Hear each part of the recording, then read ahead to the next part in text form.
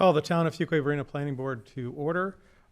We will go right to the COVID protocols for the use of the online meeting, and we'll have Pam Davison provide that.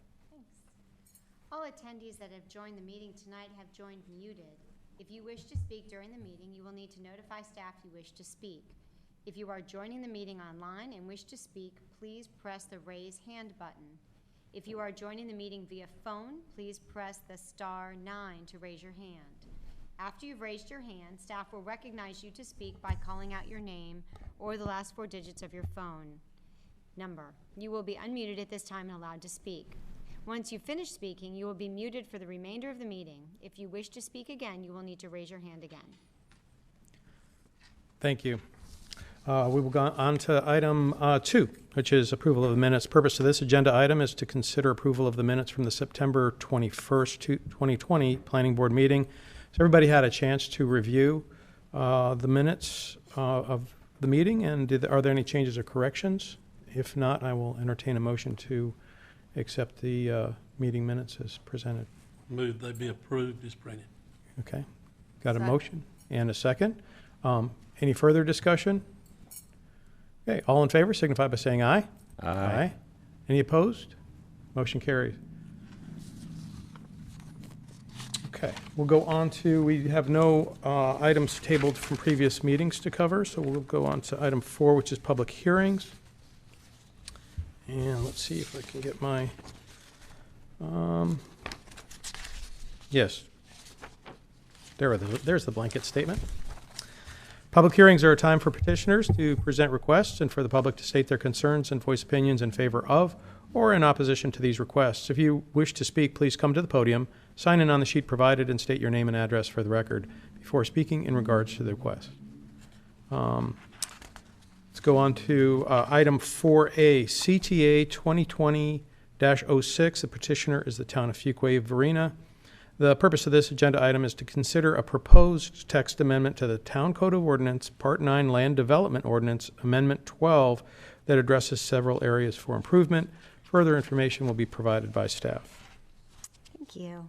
I am submitting the agenda abstract and supporting documents into the official records of the town. Town staff and the community have gained significant experience using the Land Development Ordinance since its adoption in December 2016, and a better understanding of its intent and proper function. As a result, this amendment seeks to harness that experience in the form of clarifications and technical corrections to the LDO's language. The proposed changes are as follows. Section 1, Article F. The term townhomes has been replaced with the term townhouses in this section for terminology continuity. In all other instances throughout the LDO, the term townhouse is used in reference to townhome-style development. The multifamily development separation standard has been increased from 1,500 feet to 3,000 feet. Exemptions based on zoning districts have been removed to ensure compliance across all zoning districts. These revisions are in response to expressed citizen concerns about increased development density specific to multifamily developments, traffic congestion, and perception that the town has become a magnet for garden-style apartment developments that wouldn't be permitted in neighboring jurisdictions. While form-based and mixed-use developments do allow for higher residential densities than other residential zoning districts, it is a goal to challenge developments to meet the intent of the form-based code and propose commercial villages and mixed-use neighborhoods as the land use plan designates. The revised amendment will protect our corridors and major thoroughfares from a repeated pattern of multifamily developments like we are presently experiencing, while challenging developers to propose integrated developments that are innovative and creates a unique image and identity for Fuquay-Varina. Manufactured home parks, as allowed by special use permit in the residential low-density zoning district, have been struck from the permitted use table to match the manufactured home subdivision standards better.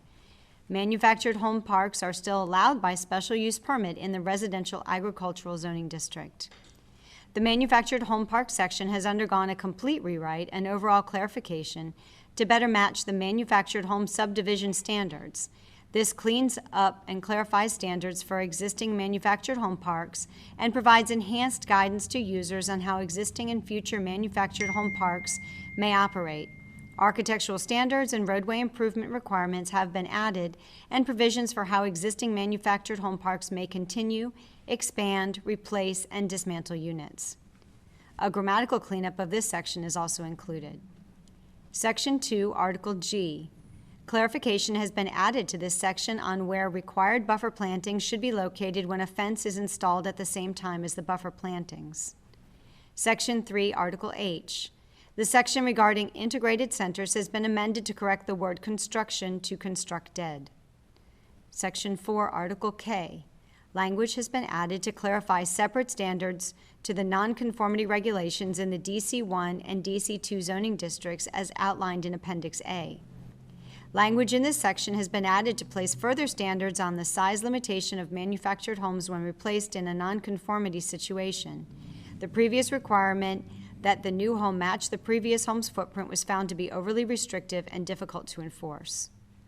Section 5, Article O.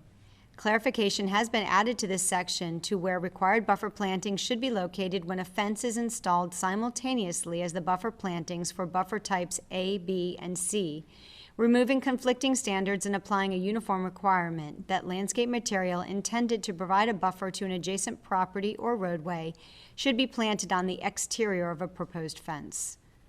Fence height standards have been removed from this section, defaulting to the established fence height standards in Article G, providing a uniform fence height requirement.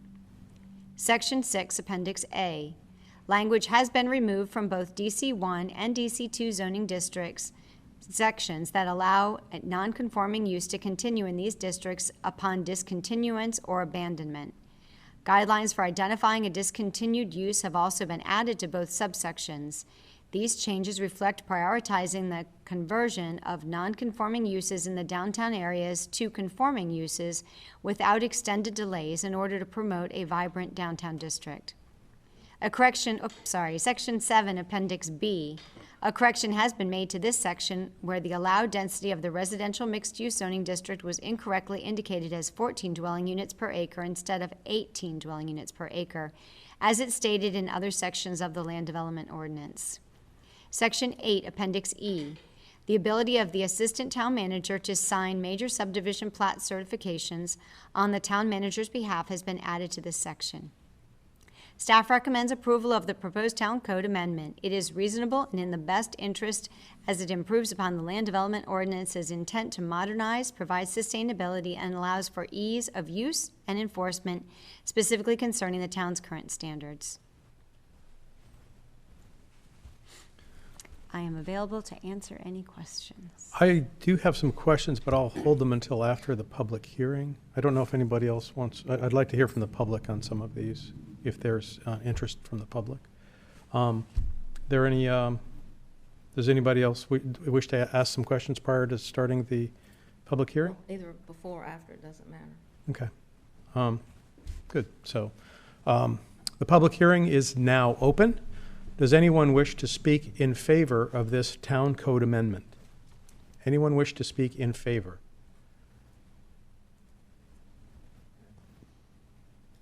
I see no hands raised. Okay, no hands raised. Does anyone wish to speak in opposition to this Town Code amendment? And anyone in opposition to this Town Code amendment? Yes, we have one hand raised so far. Okay, now two. Okay. First up, Jim Adams. Please unmute your mic.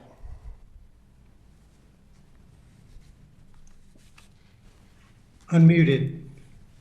We hear you. So my name is Jim Adams. I appreciate the opportunity to speak to the planning board. I am opposed to the amendment, especially the portion that speaks to the 3,000-foot separation and the elimination of the exceptions to the separation requirement. I don't think that this portion of the amendment is in the best town of Fuquay, and I'll share first with you something that's my own perspective that is personal, in that this amendment, if it's passed, will profoundly be to the detriment of a property in which I have ownership. That property is the former Guilford Mills site. In 2008, Guilford Mills was shut down, and it has sat dormant, doing nothing since then. I came across the property in 2017, and having grown up in Fuquay, was very excited about the prospects of doing something on what I believe is a very special piece of property that I've thought could be developed into something special for the town in the event that I would be able to get the state to grant a brownfields agreement. And as I got into the details of this property, it became evident why the property had sat dormant and wasting for almost a decade. Not only were there complexities associated with the negotiating of the property with a Michigan entity, the property had complexities related to an adjoining neighborhood subdivision. And then there were the environmental complexities that came from the use of the property as a manufacturing facility for approximately 50 years. To me, it became clear that it would take a team of experts to shepherd the property through all these hurdles.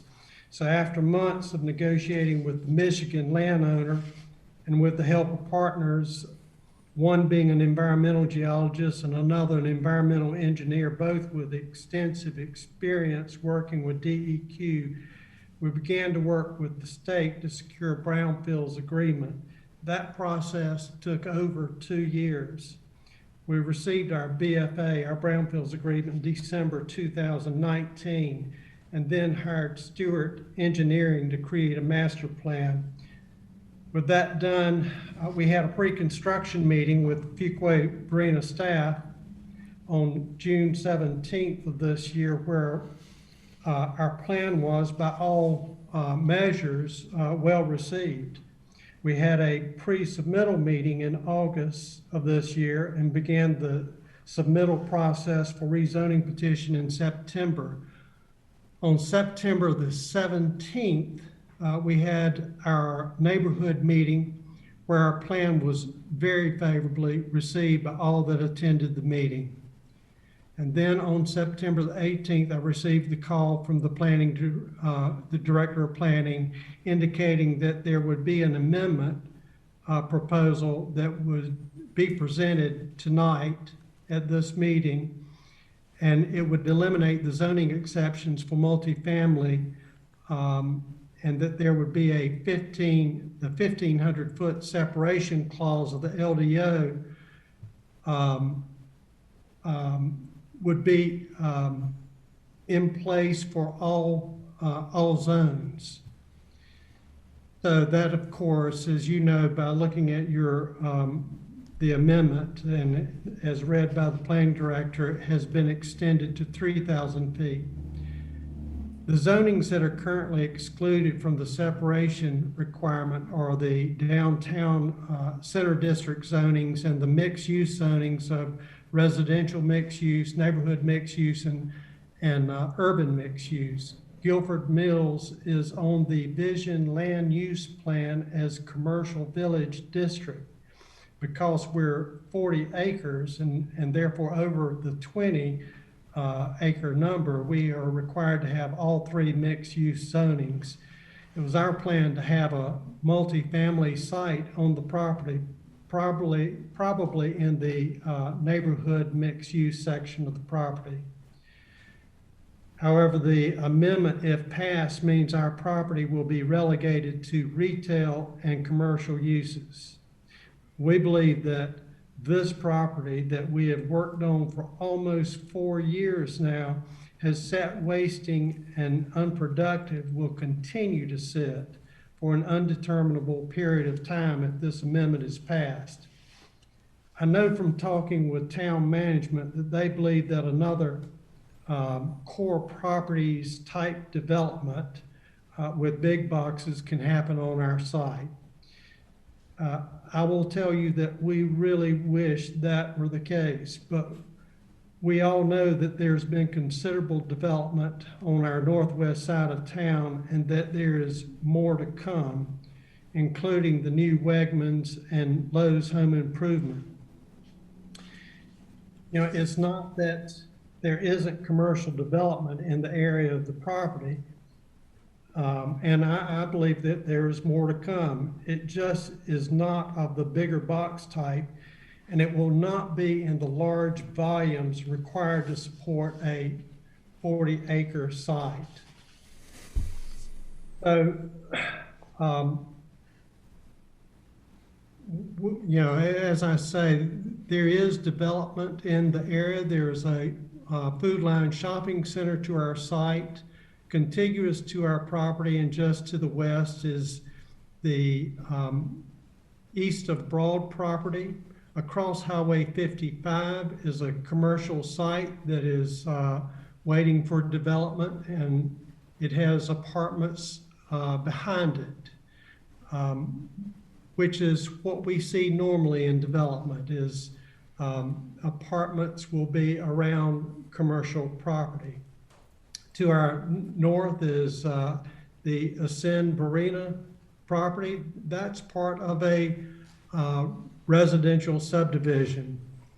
So, and of course, there is just to the north of our property across Dickens Road is an industrial park. So again, there is commercial development in the area, and we certainly would have commercial on our property. We just cannot support 40 acres worth of commercial development.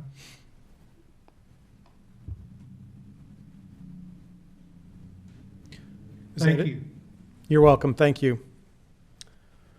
Did we have another hand up? Yes, we have a couple more hands raised. Katie Hamilton, please unmute your mic. Hi, can you all hear me? Yes. Yes, we can. Well, first I'd like to thank the planning board for the opportunity to speak, and I'd also like to thank town staff for taking the time to explain the zoning ordinance amendment and the reasoning behind it to both myself and Jim Adams. My name is Katie Hamilton. I'm a landscape architect with Stewart, and we are a consultant for the pending Guilford Mill zoning that will rezone that project for that site from heavy industrial to mixed-use form-based districts. A little about myself. I do have a background in urban design, and as such have worked on regional planning efforts, ordinance writing, small area plans throughout the state. And I do appreciate the complexities of trying to achieve a multitude of community goals. And again, appreciate the staff taking the time to explain what they are trying to achieve here. I have a few concerns about the 3,000-foot offset that is being used as a blanket approach across the town to limiting multifamily developments that are not inclusive of ground floor retail. One of the first concerns that I have when I reviewed this ordinance change is that there will no longer be allowances for apartments in some of the exact areas that are designated in the town's vision land use plan as being appropriate for urban multifamily development. These a map of these areas can be found on page 104 of the vision land use map plan, and it does include the Guilford Mill site. The vision land use the vision land use plan also has designated categories for multifamily development along the corridors coming out of the town center and also within the center, and that puts the greatest intensity of uses along these corridors, which have the greatest capacity to handle additional traffic, as well as the other constraints that are put on the town with these types of developments. Also, the vision land use plan calls for apartments along these corridors in a concentration based on what was a plan put forth. However, I'm concerned that just by saying apartments can't be within 3,000 feet of other apartments, the town could end up with a sprinkling of apartments throughout the entire town area instead of along areas where a greater intensity would make sense. As an alternative method to limiting garden apartments that is currently being explored, I would ask that town staff look for other alternatives, including looking at the quality of the design and how the ordinance could be modified to allow changes in designs that are more in keeping with the vision land use plans call for urban multifamily and walkable communities, which really does preclude garden apartment style developments by asking developers to pool the apartments and the building closer to the street to create complete streets and a higher quality design. I think these types of developments could be pulled in through options that ensure higher quality design using either a special use permit or a zoning option for apartment, such that each site analyzed individually by the planning and town boards for whether or not the zoning and the location of the apartments is appropriate in each specific location. I'm concerned also that limiting apartments throughout the areas that are near adjacent existing multifamily developments to only upper story commercial above, or to only upper story apartments above commercial could inadvertently lead to vacant commercial on the ground floor or a heavier concentration of big box stores. Again, the Vision Land Use Plan clearly notes that big box stores are problematic in their maintenance and a number of other issues, and that can be found in the commercial section. As such, I think the changes to this ordinance could be done at a with a much greater level of nuance to achieve the Vision Land Use Plan while also ensuring a higher quality of multifamily development. As a note, I do have an exhibit of where apartments would be prohibited, but I don't think I actually have the ability to share my screen, but it's a fairly large area of the central part of town, as well as along the 55 corridor. And with that, I appreciate you listening and letting me speak. Thank you. Thank you. Do we have any other? Yes, we have one more. Bruce Englehart, please unmute your mic.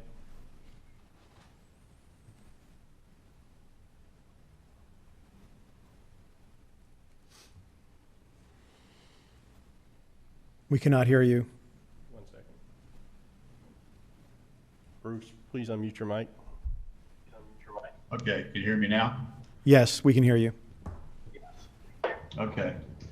Yeah, I'm calling in opposition, not so much that I live in Fuquay. In fact, I live right across from the street in the Ashford development, so I'm very familiar with the site there. And so I was one of the ones that was in the first kind of meeting they had when they unveiled their plans for this future, for this particular site. I was kind of thrilled with the fact that now we have a component residential, of course, they have a component retail, give it more of a lifestyle type appearance. And just so you my background is, of all things, I spent many years in shopping center management and still do. And one of the components is when you're looking at that particular site for retail and you're considering, from what I understand, not going to 3,000 feet and everything, I'm just speaking from a development standpoint of view, from my experience. With what's going on right now, especially with COVID and everything, very, very difficult to get retail into a site, especially one that's still kind of new when you don't have a lot of rooftops around it. You're not going to get a lot of big box, especially with the type of development you already have here. A lot of your big boxes, like you see currently with the Lowe's Home Improvement going in, Wiggins going in, they're already being developed, so you're not going to get any other store or grocery anchors in that particular site due to the fact you do have a food line already. You have Harris Teeter, Fuquay, and Holly Springs. So between all that, it becomes a very difficult scenario, not unless you have a depth of some sort of residential that's going to entice retailers to want to become a part of it. If you're looking strictly at a commercial standpoint of view, you're not going to get the depth of what you want in 40 acres. You're going to have to add some sort of residential to it to make the attraction. That's the lifestyle type centers. A lot of developers right now that are doing development similar to what is being proposed here are not going into commercial right now. They're going into residential because that's where the buildings are at. That's where people are going to. Once you get that, you have a good possibility of just going in then and getting retail in. But if you're going to go in with the idea that this is going to be a retail site with 40 acres, it's going to be a long time coming. And as a homeowner in this area, I don't want to see the industrial site there remain industrial where another type of use can come in which doesn't help my home value or home values for us in this neighborhood that's adjoined to it, as well as the other neighbors that partner around it. So I think when you look at it, we have to look at the situation we're in currently, especially we don't know when COVID's going to end. I can tell you right now, a lot of the retailers, especially the boutique style retailers, a lot of them aren't making it. And the question is, when will they make it? So I think by starting out with the idea that this is solely going to be commercial, the length of time for it to be developed could be a very long time if it ever will happen. A lot of the retail right now, especially with the small time retailers, and I deal with this, a lot of them are seeing more internet sales. The brick and mortar are having a difficult time. You have a lot of your big box retailers aren't going to make it. So I think you have to take a look at that for the future, the immediate future, and say, what makes the most sense? How can we make this work? And by starting with residential, that would be something that then retailers can look at and say, there's possibilities for us to move into here. We have rooftops, we have people, and with the apartments going in across the way on the other side by Sheets, with the depth of what's going into the area, then retail will come. But just retail alone, I don't think it will make it. We're finding this more and more with developments. And a lot of developers right now are going away from any sort of retail, this development of this sort, because of our current situation. It's something to really think about before you pass this amendment, and say, is this going to work for this site? And right now, no. My experience and such, what we're dealing with, we've never dealt with anything like this. This COVID. Whoever thought we'd be in a situation where movie theaters weren't even open for business, and we don't even know if they'll be around. You have the large AMC in Holly Springs, becomes questionable of Right. their future. Yeah, excuse me, just continue to make your point. You're kind of going off topic here a bit.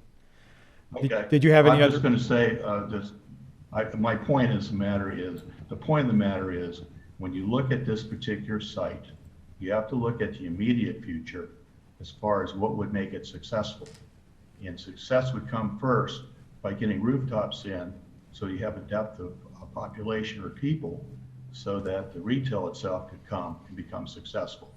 But as a commercial site alone for retail, at this point in time, with 40 acres, it'd be a very, very difficult scenario. Thank you. Thank you. Do we have anybody else wish? All right, we have one more hand raised. Mac Paul, please unmute your mic. Hi, do you hear me? Yes. Yes, we can hear you. Hi.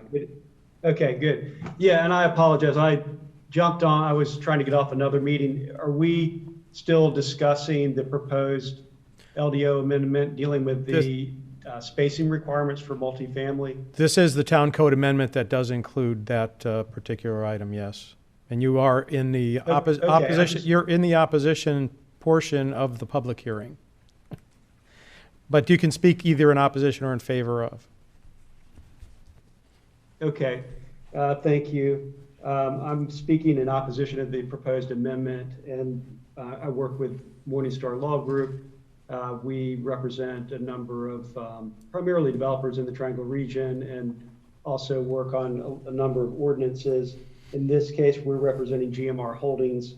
And I believe you've already heard from Jim Adams and Katie Hamilton, who maybe spoke on some of the planning aspects of the proposal. I just want to touch on three kind of other related issues, more from just underscoring some concerns, mostly about how this is done. You know, I'm not going to speak to the policy objective that you're pursuing here, but it's just the way that this proposed amendment could impact a number of property owners. One is the nonconformity issue, just wanting to identify that and make sure that there has been some consideration of owners who have multifamily development that may be within 3,000 of another project that would, if this were adopted as is, have implications for future modifications, expansions, changes, issues with their development, and no longer being conforming as they were when they were initially approved. So if that hasn't been done, I just would ask that y'all ensure that that's been addressed before you would proceed on this amendment. Two other things. One is, the issue of just emoluments, and that is, when there's an ordinance passed that could create an advantage to a property owner that isn't available to the general public. So in this case, for an owner who has a multifamily site that would essentially lock out other development within that perimeter, would have an advantage and kind of an unfair competitive advantage based on that right that really wasn't a right that was available generally to the public. So wanted to just raise that as a concern. And then lastly, just disproportional impact, targeting a specific type of use and particular populations potentially by limiting multifamily through this sort of mechanism versus through, again, kind of looking at your land plan and really where you want to encourage this type of development or discourage this type of development based on existing infrastructure or other planning objectives. So again, those three issues: nonconformity, kind of the anti-competitive nature, emoluments clause of the North Carolina Constitution, and disproportional impact in the ways it is currently drafted. But very much appreciate your time and letting me comment. Thank you. Does anyone else wish to speak in opposition to this town code amendment? There are no other hands raised. No other hands raised. Okay, anyone else in opposition? All right, the public hearing is now closed. I'm going to make a couple of statements. The first one is that this is not about rezoning or anything or any kind of review of any existing properties per se. It's not, obviously there were some property interests that came forward. This is not about those specific properties. Those would come forward in other ways. But I think we got some good examples of what the impact is from that. I have a few questions, and I know you're hopefully prepared to answer some of them. I guess the first question is, what is the urgency from the town's perspective on this? This is one thing, essentially most of us, I think, became aware of it last week as part of the rollout of the getting the planning board agenda together and that sort of thing. In my view, this specifically the piece about changing how we do multifamily seems pretty significant. And so, again, what do you have an answer in terms of what's is there any urgency or criticality to this? Do we have time to think about it, deliberate, and come up with some options or opportunities, or is this something that there's a great need for these changes? Sure. So just to give you a little background, the Land Development Ordinance was adopted in October of 2016. The first cleanup amendment took place in November of 2016. And the original 1,500 foot spacing for mixed or multifamily was applied at that time. So that was a concern that came up fairly quickly. The mixed or the form-based and mixed-use products were not included in that for the reason that I think we were hoping the intent is that a more urban, creative product would be the outcome. We have recently seen, we have our first form-based development fully under construction with Bengal Town Center, and we've had several others come through and go through the review process. And what we are seeing is that we are getting a suburban interpretation of our form-based code, that there is not a lot of integration between the commercial and the multifamily. They are meeting the calculations, the requirements for the minimums and maximums of residential, non-residential, but basically we are still seeing the commercial on one stretch and then apartments being a separate development, where what we were really hoping for was some innovative, creative interpretations, a more urban look that would really marry together the live, play, work concept. So some of this is brought upon by continue to have form-based developments coming through that we think can do better. And because with the code in its current state right now, with that exclusion, there is no requirement to meld them together. And that's why we have continued to exclude the vertical mixed use, because that is something that we feel truly does encompass the intent of the mixed use product in the form-based code. Second to that, I put up a map that was also included in your agenda items that shows just in the past 8 years, we've approved over 2,700 multi-use units.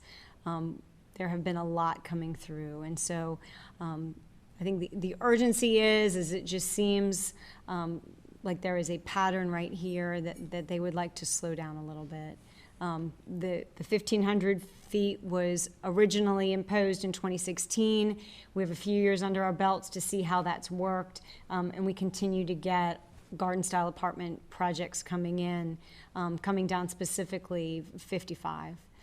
And so I think there is some concern that we might want to slow that down and see how we can control a little bit more to make sure that we have room in between these apartment complexes for commercial development and other things. So, okay, so that makes sense. One thing that I'm not clear on is, because it seems like we're trying to attack one problem with another solution. The problem being that we have these form-based, and I'm going to talk about form-based, because form-based, it's an important aspect of how we're doing things. I would expect there to be dedicated apartments, multifamily dwellings in a form-based, but again, we're not getting our experiences, we're not getting the kind of the look and feel we were thinking we would get. Mm-hmm. Is there a way to get the look and feel of what we want to get within the limits, of course, of the North Carolina statutes? But is there a way to actually do that versus, because this is one that doesn't say you can put apartments in as long as they look this way. This one says you can't put apartments in.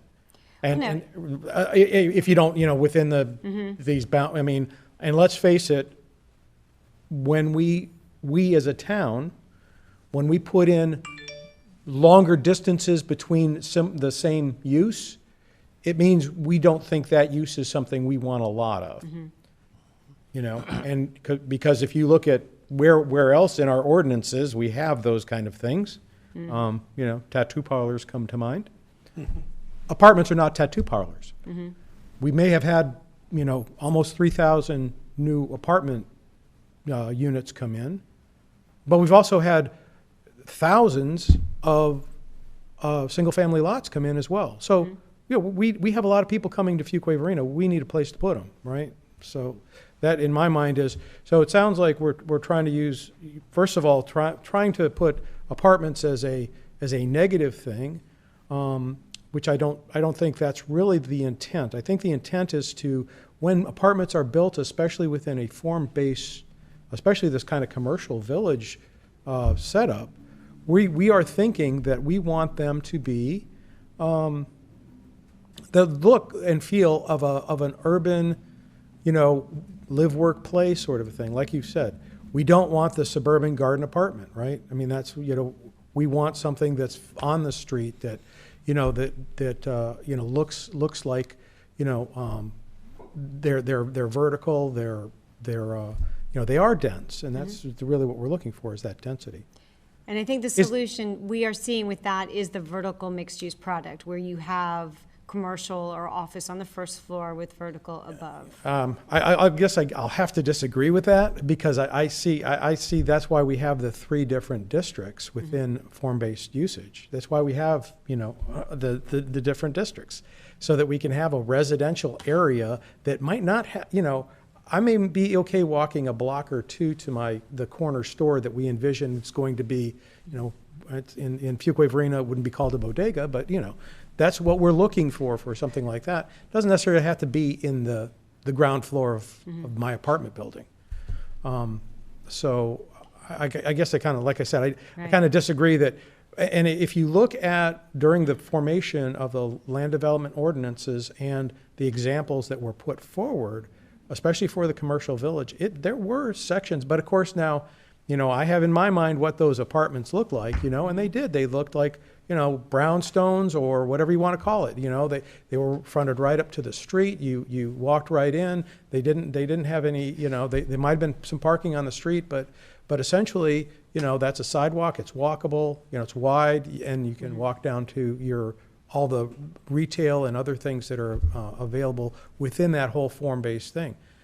So I guess I see that as so I guess to lay where I'm thinking is, we did originally have a 1,500, because we didn't want a lot of these suburban garden style apartments.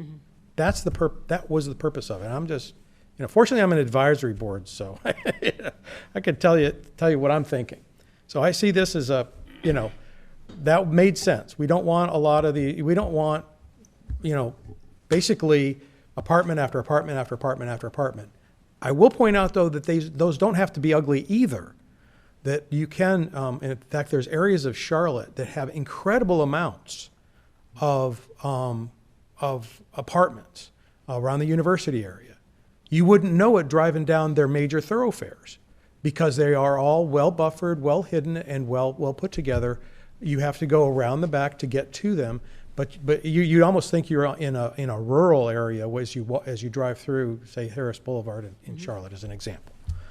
So, but again, if we say, okay, we want to discourage garden style apartments, which what I'm saying is that suburban, lot of grassy area around it. You can't walk anywhere. It's really almost like its own little enclave, versus something that's fronted on the street and with a more urban look and feel to it. So I think that's what, from my view, not to be too originalist about it, because we're only talking 4 years ago, right? But that the idea was we didn't want garden apartments. However, in these form-based, we really were looking for denser development for mass transportation. I mean, it doesn't make sense to have a bus stop at, on a single-family subdivision. You need to have some density in order to make your transportation plan work, your mass transit work. That's what you need to have in place for that kind of stuff to work. And I think with the current form base we are seeing that interpretation with the single family and the townhomes. We're seeing a lot of green squares, small front setbacks, alley-loaded garages. You're getting a much more urban, much more pedestrian feel, and the disconnect right now is the multifamily. So we're getting what we expected out of the townhome, especially townhomes. I think we actually, and I've seen a number of these townhomes go up. I think in general, you're right. I think we've got that. That's fine. Single family, of course, even those, again, alley-loaded garages and, actually very close to this. So I'm not, is there a way we can, again, can we attack that problem? Because I think that's the problem we're trying to solve. Right. Well, the two bonus, one is in all 3 of the form-based zoning districts, there is a parameter requirement for non-residential, for commercial property.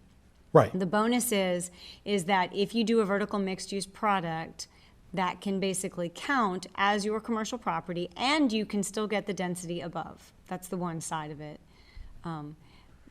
The second side is commercial village, which we are not talking about a specific project, but Right, just to mention it, understand, since yeah. it's been brought up. That is different from the form-based mixed-use category in that that is intended to be more commercial. Potentially, the land use code mentions, the guide says, 75% commercial with 25% residential. So there is intended to be a residential aspect to it, but the numbers that potentially are being proposed with a garden-style apartment complex on the north wing of that do not really meet the intent of a commercial village. Let's start, if you think about a commercial village, the idea was that you have maybe even a little bit of light industrial, maybe some so I'm making some gizmos, in one of these retail or commercial buildings, but I need workers that need a place that actually work there, so they can walk to work and put together my gizmos, right? So the idea, I think, even especially maybe in a commercial village, is that there would be quite a bit of more affordable multifamily type housing to support that whole commercial village concept. I mean, it's the idea was that this is a place for for customers to live, for workers to live, and that kind of thing. So. But again, even in that case, it's still, we're getting to the problem that people have, or that we seem to be talking about. The problem is really the appearance of the apartments that are happening in commercial village and form-based, code-based developments. I think honestly, the existing 1,500 foot is probably good enough to keep a significant amount of separation from these, the kind of apartments that we really don't have that control over, that are put into a multifamily zone, right? That rather than a form-based zone. So I think I've covered the points I wanted to make, and you've answered the questions. But I just got to be honest with you. From my point of view, there's a disagreement especially about the 3,000. I think that is way too much. I also think it should not apply to form-based, but I do agree that we do have a problem with how do we encourage developers to put in the vision that we have for what those form-based apartment complexes look like. So I'm gonna let you guys go at it and help me out. Can you explain Or not. that approval process? Is it simply a matter of counting up X number of residential units, X number of non-residential square foot? What For a form-based discretion do you- development? Correct. So a form-based development would be, it would come through as a rezoning. They would have a master plan. And there are tables in our form-based code that give you parameters for the different ratios of the various zoning districts. So there are 3 zoning districts, RMU, NMU, and UMU, depending on the acreage. Under 20 acres, over 20 acres, are different requirements. So basically, you are setting out the areas that will be designated in each of those districts. In a rezoning, you are not specifically there is no site plan involved, so you are not even necessarily naming the type of housing. The form-based code basically lays out the densities.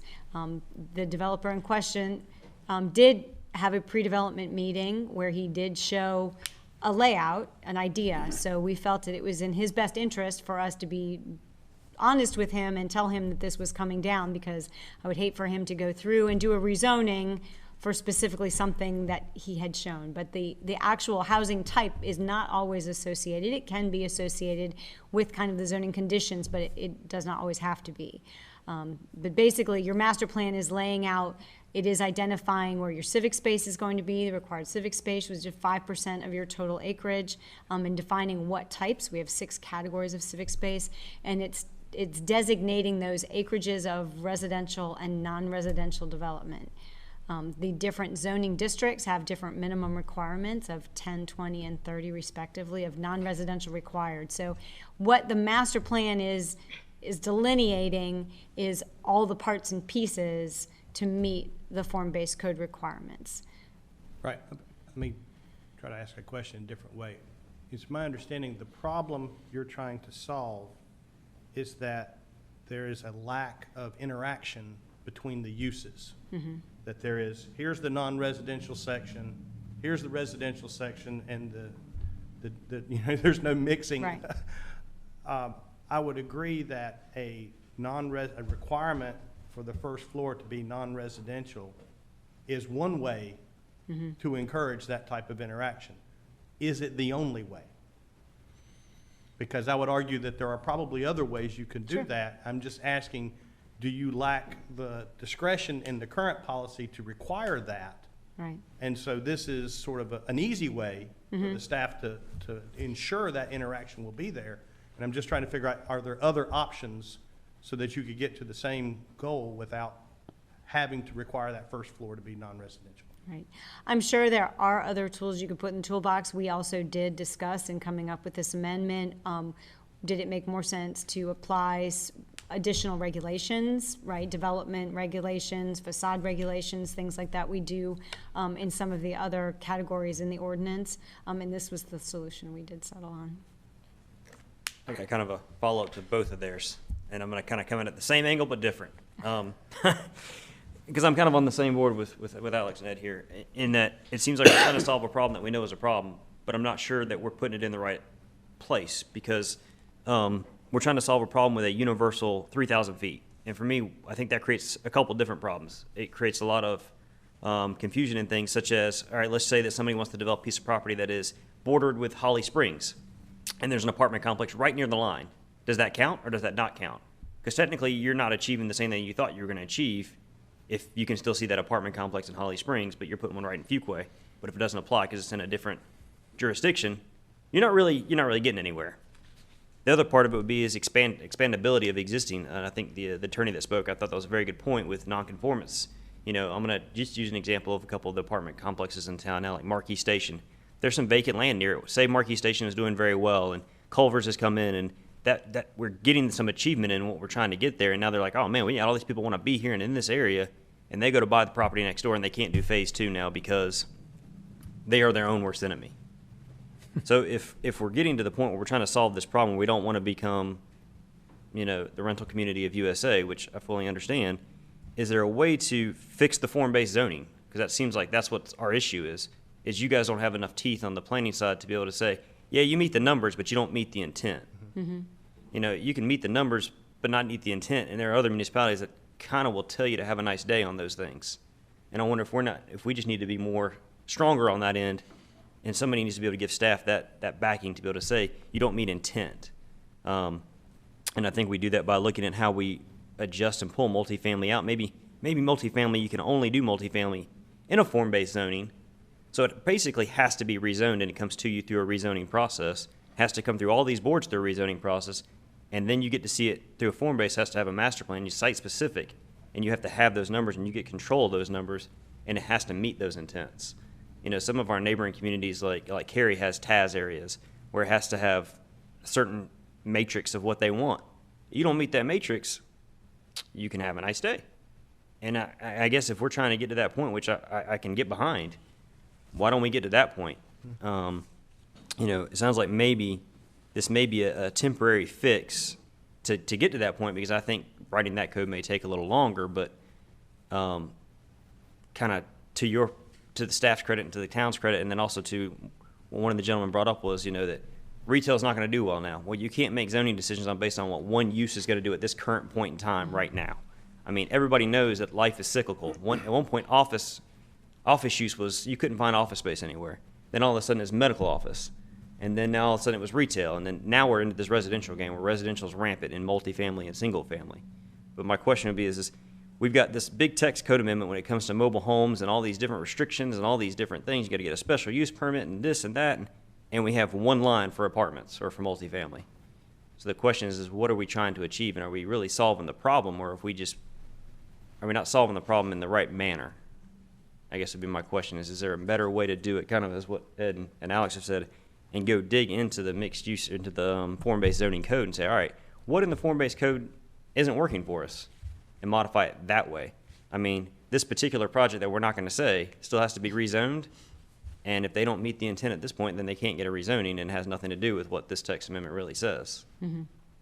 So I don't know if I really asked a question other than, is there a way or a reason why we can't look at changing the form-based code so that we do get what we want in these commercial villages and these other areas, as opposed to making just a blanket statement? Because I think with those blanket statements comes a lot of confusion for a lot of people that are either already here or that want to be here but can't be because there's some ambiguity in how that is written. And if we can do intent there, then I feel like we should be able to do intent in the form-based zoning as well. Sure. And again, there's always different ways to use the tools to get to the same end. So I think that's very fair. As far as the nonconformities, we definitely encourage any existing multi-family development will still be encouraged. They will have no issues as far as maintaining and renovating and keeping up their properties. And we have very clear language under our nonconformities. If that became a nonconformity as far as the spacing, there would be no issues. Obviously, they would be grandfathered. If there was an issue with an older development now being less than 3,000 feet from another one. Yeah, I just wonder if there's a way to basically, where we can only get, in this text code amendment, if I'm reading it right, like mobile homes, for example, now they're only a special use permit in the RA district. So is there a way to do something where multifamily is only allowable in a PUD district for right now, which basically forces anybody that wants to do a multifamily development to come through you through a rezoning with a master plan, and gives you that teeth or that armor to say, that really doesn't, that based on our land use plan, and then you're in commercial village, that ain't exactly what we had in mind there, because it's in the land use, it's in non-conformance with the land use plan. And that gives everybody within the town, I think, the legal right to say, this is not our vision, so you're going to come back with a different proposal. And does that solve the problem without a blanket 3,000 feet or 1,500 feet or 200 feet, whatever that may be? Jay, did you? Yeah, I'm gonna speak on the ETJ, Pam, with the 3,000 foot, just like we were talking about the apartments there where Culver's is. You got 3 tracts of land there left. I'm the middle one. Okay. If my neighbor to the north side would get approved to put townhomes in, then I'm pretty much the last man standing would be out of luck with the 3,000 feet. So you kind of get punished for holding on to what you got. That's the problem I have with it. I mean, those apartments up there, pretty nice apartments, I didn't like it when they come there, but hey, it wasn't my land. I used to tend to all that land where those apartments are. And, we've got some pretty trashy looking around town. But I just hate to see that 3,000 foot hand tie any of us, because, I mean, they're 3 large tracts of land. I mean, you look all over the map, and they're probably the largest left. And like I say, it kind of penalizes us ETJ guys for holding out, because one to the north could get approved for apartments, and then there you're sitting on land. Who wants to build houses on a major 401 up there with street lights under it? I mean, yeah, you don't know what the commercial's gonna do, but you could put in a development like it's going across the road where it's got it all. Yeah, and to your point, Jay, if you do put in that development, that's in the cross street that's been in all the magazines and stuff, and then all of a sudden that does open the market to now you do want some multifamily there to support this one. Now you can't because the other multifamily's there. So the question we have is, are we cutting our nose to spite our face? And that marquee's not a bad looking, I mean, to me, it's one of our better ones. Yeah, I know. Barbara still hasn't had. So when the town refers to multi, what does that mean? Apartments. And townhomes? Nope, not Not townhomes. townhomes. Okay. In the real estate market, townhomes, apartments, and condos are the same. Okay. So, no, townhomes are excluded from this. So when you refer to that 2,000 plus number, you're referring to apartments only? That is apartments only, Okay. which they are on the map on your screen right now with the units. So it's everything that does not have a hash through it has been basically since Marquee Station, since 2012. So if I wanted to build townhomes across from apartments? Not a problem. Okay. And I have a concern with this last sentence. There shall be no exemptions to the standard. No exemptions at all.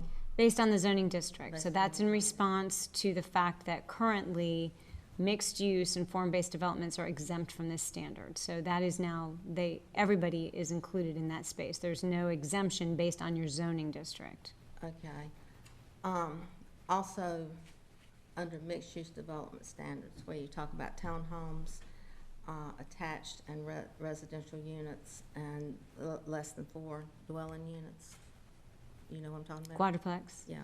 What does, explain that to me, please. So quadruplex is a kind of a mystery that can flip-flop between, basically use, I get it.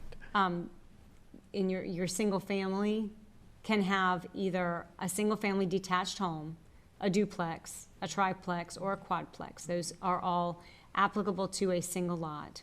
Or quadplexes also, which is still a 4-unit apartment in a sense, can also fall under the apartment zoning as a mixed-use product. So the quadplex can technically be in both categories. Okay. The triplex, duplex, and single-family home and townhome can only be in the single-family residential category. Does that make sense? Sort of. Yeah. Okay. I just think that, just not particularly the situation, but the whole situation, just cutting off at the feet the apartments. The apartments, in a sense, in this area, we need them.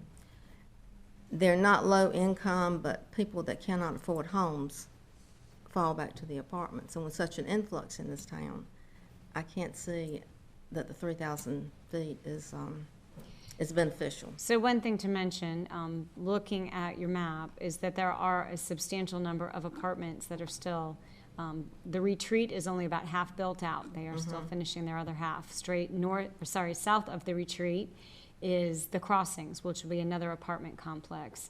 Just north of that, Bengal Town Center will have a vertical mixed-use product that will have 83 apartments. Ascend Varina Gateway is another one coming in with 258 apartments. Powell Square is currently building 384 apartments.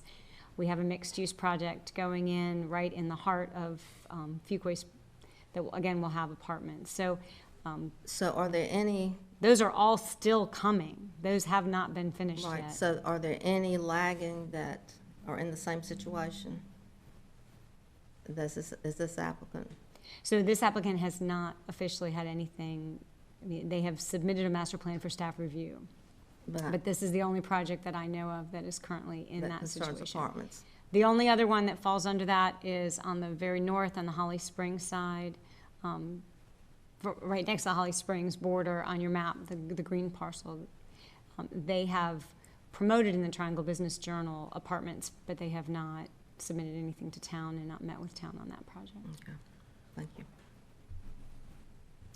We also have 2 members on the, is anybody on the phone or on the? Yes, Jim Chandler, can you hear me? Yes, we can. Yes. Well, y'all have all made good points I was gonna make, but I won't labor it. Y'all seem to have covered. I'm kind of in line with most folks. It's a big change. It's a quick change that I wish we had more time to consider. I mean, I think a lot of times economics will play out too. I mean, when they stop renting, they'll stop building, and it kind of shifts back to something else. I mean, I agree. It seems to be more of a dissatisfaction in our form-based product. I mean, I'm one that kind of hates absolutes. I'd like to give ourselves a little bit more wiggle room. It seems if we're not happy with form-based, maybe we put more teeth in form-based. Those are rezonings. Maybe they become more conditional site plan when we get more of a sense of what type of apartment and what quality of apartment we're getting. And then we have a right to turn those down on a zoning level.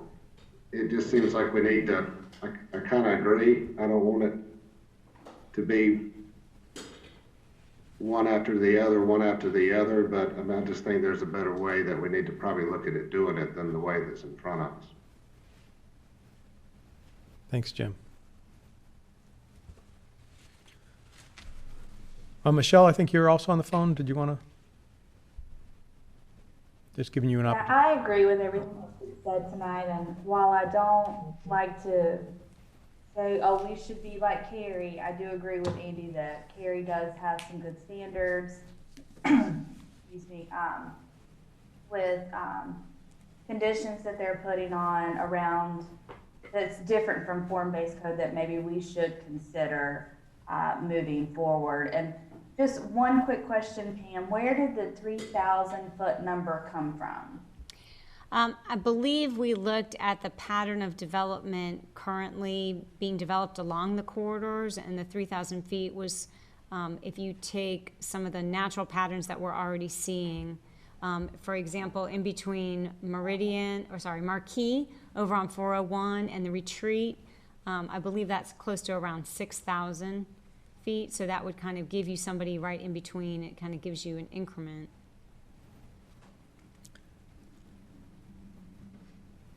Okay.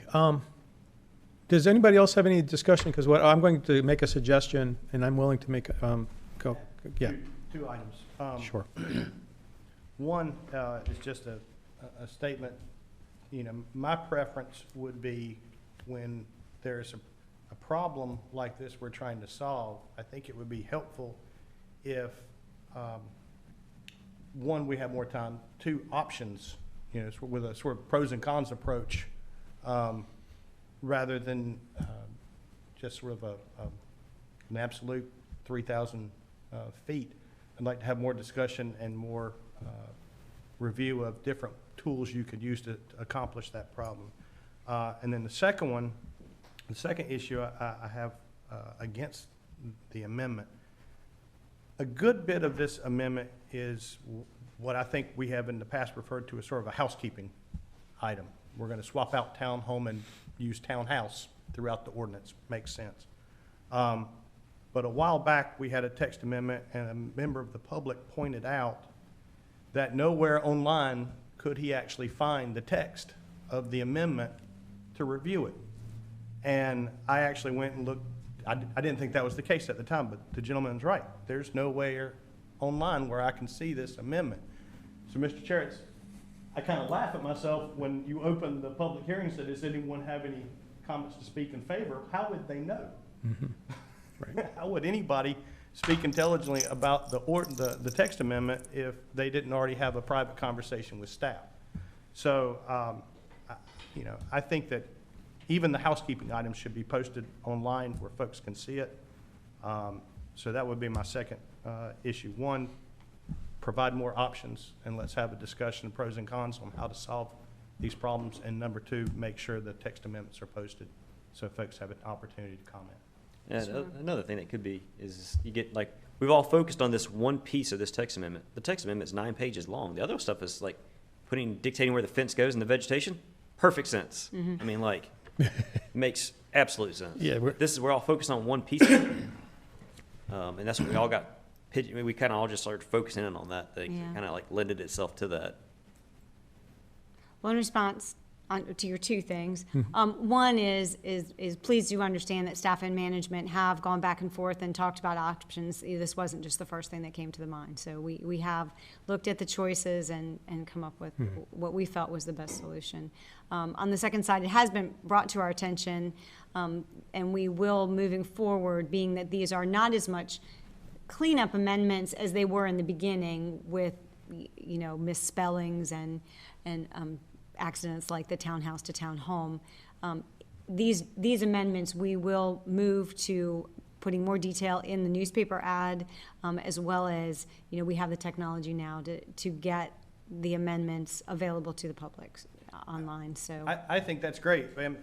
I guess my suggestion then would be, if you have considered all these other tools or options and decided against them for whatever reason, can you add that material to the staff report so that we can see you did look at these different options and here's why we don't think that's the best. I think that would help the discussion and this group come to consensus. Thank you. Assistant Town Manager Seymour. Yes, thank you. I appreciate the opportunity to speak. So myself and Pam, along with the Town Manager Adam Mitchell, we've been having informal discussions with developers over the last 6 months, 12 to 18 months about mixed-use development throughout our major corridors, both 55, 42, and 401. So what we've been trying to do is, understanding you really get one shot at this as far as these gateways into our community and what we want them to look like. So I want to be very clear about a couple of things. We are not opposed to multifamily development. That's not what we're trying to say. You can do multifamily development within 1,500 foot of an existing multifamily development, but you being the second development, you now have to do what we are recommending is that you would have to do vertical mixed use, residential, commercial first floor, and then residential above. Because I think Chairman Ridpath had noted in his initial comments was where we are concerned of what the aesthetics look like along these corridors. And looking at 3,000 feet from one property line to a property line, given the large magnitude of our community, is not really that far if you think about it. So if you were to allow every piece of property along Highway 55 or 401 to be multifamily garden-style apartments, well, that goes to, what does our community look like? Not only as a gateway, but just long-term development. But we believe that if you introduce the vertical mixed-use component to it, and I think one of the other members had mentioned, what does the interior multimodal component look like between structure and structure? Yeah, that is a huge part of it. So figuring out, we want to challenge developers to come to us with a good marketable product because a lot of the informal conversations that we've been having without any, of course, plans being submitted, but again, informal discussions, have been typical garden-style apartments that you would see in other communities. And so, we made it very clear, and the ordinance before you, or the text amendment, says it's allowed, you just have to do vertical mixed use. Now, that may not be something that a developer wants to do today because of I think one of the speakers had mentioned about the commercial component, and I think the vice chair had mentioned that, look, just because it's not economically feasible today doesn't mean you shouldn't hold out for it because ultimately at the end of the day, what does our community look like 10 years from now? And if you build 40, 50, 60 acres of multifamily development, garden-style apartments, you're going to have that for the next 40, 50 years, if not longer. So internally within the organization, but then primarily externally outside of the organization, for any of these developers that we've been speaking with, and make it very clear, this is not specific to anybody who called today because we've had many, many conversations. Their property is specific to 40 acres where we have thousands and thousands upon acres along our corridors. And so we want to challenge the development community to work with us on getting some of that aesthetically pleasing product that we envision, particularly when we came up with a land use plan that would constitute the commercial village, where someone had mentioned something along the lines of a North Hills. Well, I understand that product is in Raleigh, but we believe that there are different types of that development that has the multimodal component between structures and uses that we think are very viable for the community over a long term. So I just want to make that very clear that they can, within the 1,500 feet or 3,000 for what we are proposing, you can do multifamily. It just has to be vertical mixed use. And that way we get the aesthetics that we want. And then, like I said, the 3,000 foot rule that we are recommending is not really that far apart when you think about the overall aesthetics for the entire community. So, thank you. Thank you. Does anybody else have anything else? Because I'm going to make a suggestion, and I'm going to suggest that we table this. Until our next planning board meeting.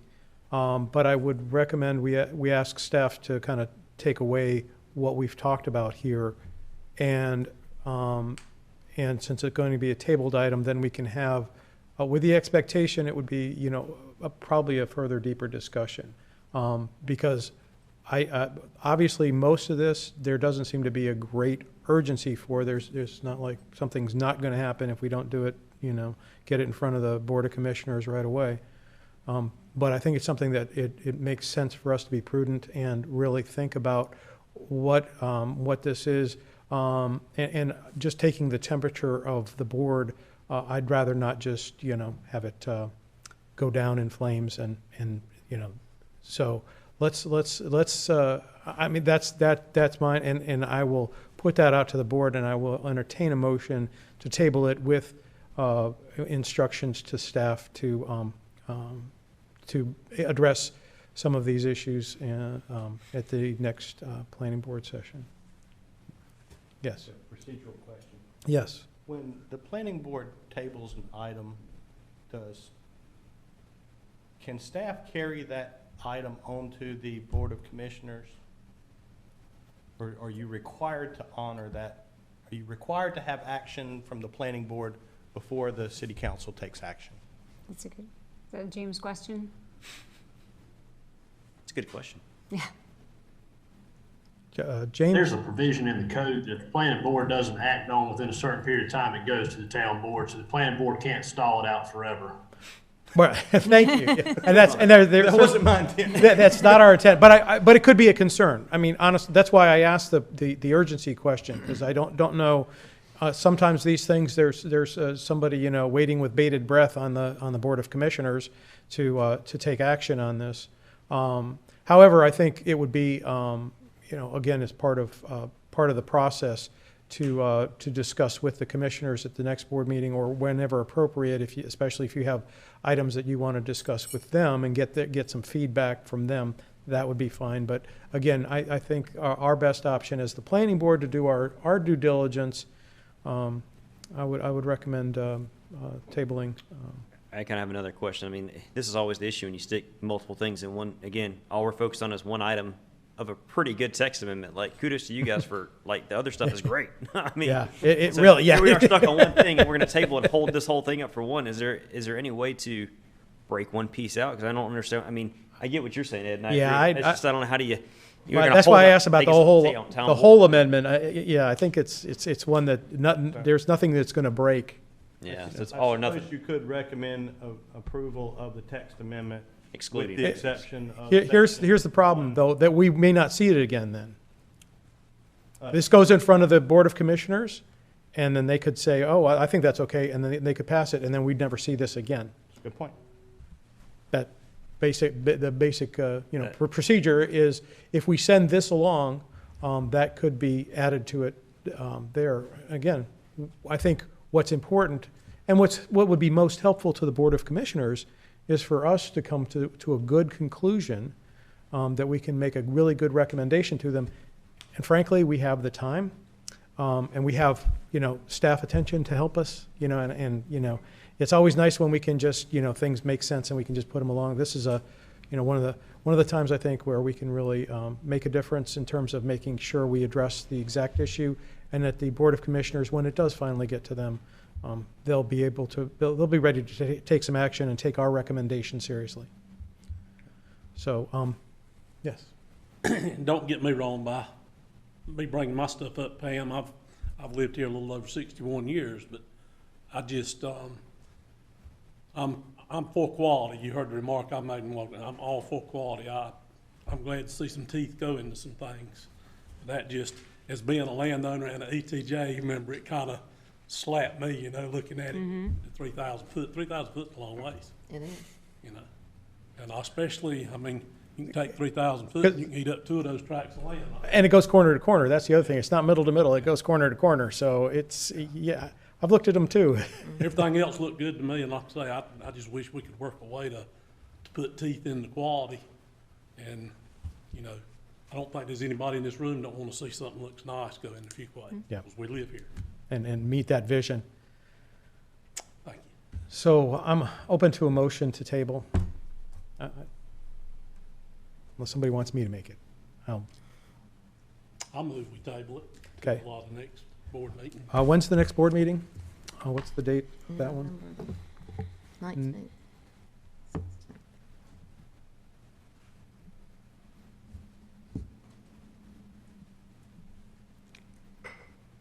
It is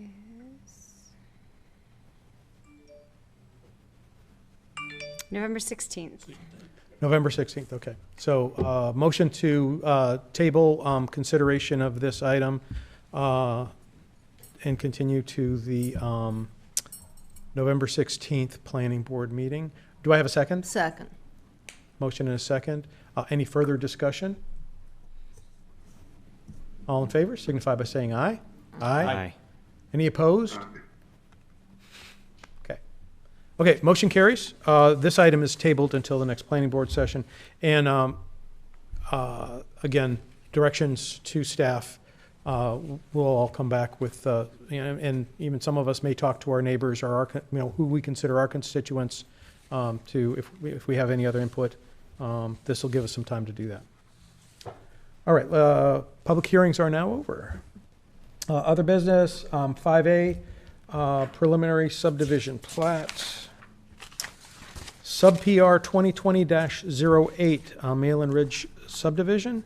Purpose of this agenda item is to consider a preliminary subdivision plat submitted by Bass, Nixon, and Kennedy Incorporated called Malin Ridge subdivision located at 805 Coley Farm Road.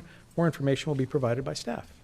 Thank you. I'm submitting the agenda abstract and supporting documents into the official records of the town.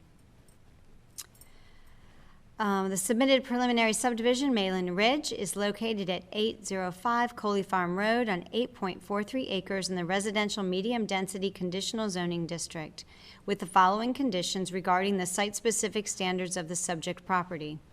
1, vinyl siding is not permitted. Vinyl windows, decorative elements, and trim are permitted. 2, anti-monotony. No unit shall be constructed with an exterior elevation or color palette that is identical to the unit on either side or across the street. 3, right-of-way visibility. Any side or rear facade visible from an existing public right-of-way shall have a covered or enclosed porch and/or decorative trim or shutters around all windows. 4, garage doors. Garage doors shall contain windows, decorative details, and/or carriage-style adornments. 5, porch. All homes shall include a covered porch with decorative posts to include a minimum of 24 inches massing at the base constructed of masonry material. 6, glazing. Each unit shall have a front door with a minimum 25% glazing, transom, and/or door side lights. The preliminary subdivision plan proposes 27 residential lots meeting the standards for open space subdivision developments. The minimum lot size permitted is 8,000 square feet. The minimum provided is 8,065 square feet, with the average lot size of 8,981 square feet.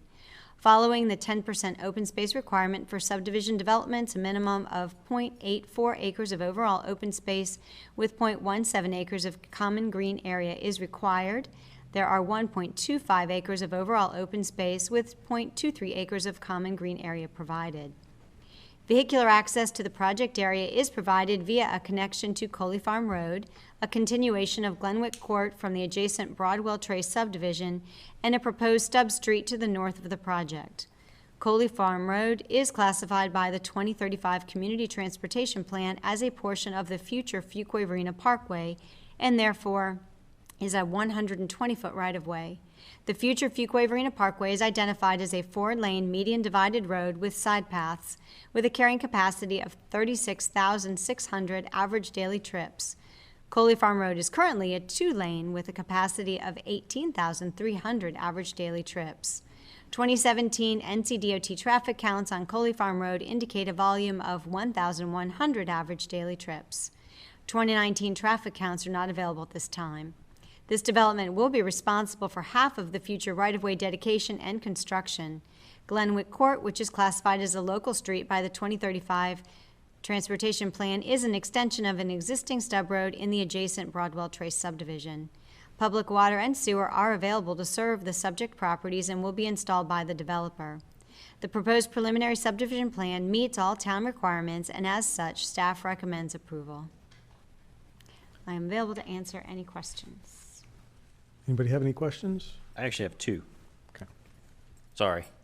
I'm ready. One, I'm actually just kind of looking out for people, but in the site data table, it shows the minimum common green area required or provided 10,056 square feet, but in the actual plan, it shows 12,059 square feet. And they may want to get that one cleared up just so in case they have to do an amendment later, they don't try to get themselves in trouble. So that's more of a comment than a question. The second part of it was going to be, and this has gotten to be a pretty big hot button here lately, is stub streets and fire truck access. Mm-hmm. How does that work on this site with lot 14? Because right now they're calling out a temporary fire truck access, ABC stone. And so do you just hold lot 14 and that's a condition of the plat? Is that how that's going to work? Like they can't develop that lot until the stub street's brought up? Because, I would think so. Because a residential driveway doesn't meet your fire code. So is that how that works? As soon as, that turnaround would have to remain until that road continued through. So how does that get administered through the town? Is that a final plat hold, or did it just? It's a good question. Okay. Um, It's just, Yeah, I mean, subdivision looks fine. My assumption it would be is that they wouldn't release the building permit for that. Gotcha. Okay. Outside of that, that's all I had. Guess it really wasn't a question, but. Anybody else have any questions? I do have one question too, just to check myself here. This handicapped access, that's essentially for the postal kiosk? That is for the mail kiosk, yes. Okay. So that is we have a typical on-street parking requirement under our mail kiosk requirements. So basically, they have taken that straight out of the ordinance. Okay, so, and the rest, I don't see if there's necessarily on-street parking, it's 24, so there's not on-street parking, It is just for the mail kiosk. so, okay. And I guess, because something small like this, they've got a mail kiosk for, I guess, that's an improvement over having a mailbox at each house. Which the post office doesn't allow Yeah, anymore. it doesn't allow anymore, which makes sense to me, for the future. But also I would, do we have anything in the ordinances that could, because it seems like a small subdivision, it's like, for example, there was a subdivision next to it, could they utilize an existing subdivision's mail kiosk area? Generally not.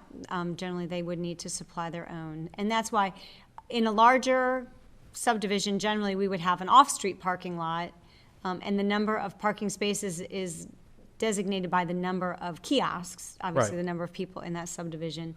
In this case, I believe the minimum parking spaces is 2. Okay. Because of this number, and that's why an on-street parking space, generally speaking, on-street parking is not allowed in this zoning district, but it is allowed specifically for mail kiosks. Or the for mail this kiosks, purpose. and it also, at least one of them has to be handicap Yes, accessible. and the post office, on preliminary plan submittal, which is what this is, the post office had to approve that location. All right, okay. Thank you. I appreciate you clearing that up for me. No other questions? I'll entertain a motion. I'll make a motion to recommend approval of the Mylan Ridge preliminary subdivision plat sub PR 2020-08 as presented and recommended by staff. We have a second? Second. Okay. We've got a motion and a second. Any further discussion? All in favor signify by saying aye. Aye. Opposed? Motion carries. Item 6 is a planning staff report. That's there for our information. Did anybody have any questions about it? Otherwise, we'll move on to, is there any other business before we adjourn? Anything else anybody wants to discuss? Okay, I'm open to a motion for adjournment. So moved. Second. Okay, got a motion and a second for adjournment. All in favor signify by saying aye. Aye. Opposed? Motion carries. We are adjourned.